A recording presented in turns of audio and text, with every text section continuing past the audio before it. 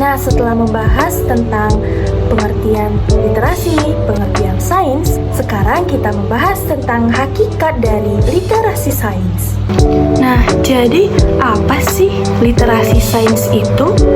Jadi, literasi sains ini merupakan kecakapan dan pengetahuan ilmiah yang dimiliki oleh seseorang untuk dapat mengidentifikasi pertanyaan, pernyataan, menjelaskan fenomena ilmiah, ataupun mendapat pengetahuan baru dan mengambil keputusan berupa fakta.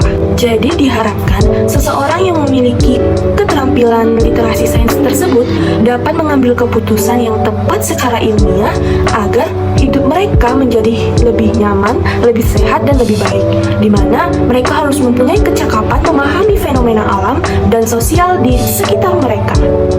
Apa sih pentingnya untuk kita mempelajari tentang literasi sains?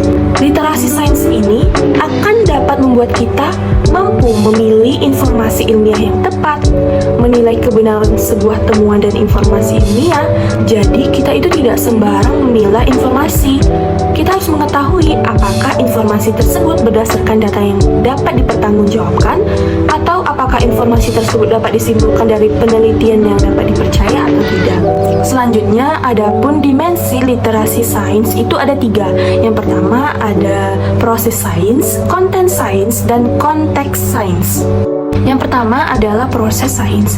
Proses sains merupakan proses mental di mana ketika kita menjawab suatu pertanyaan atau memecahkan suatu masalah, seperti saat kita mengidentifikasi dan menginterpretasi bukti serta menerangkan suatu kesimpulan.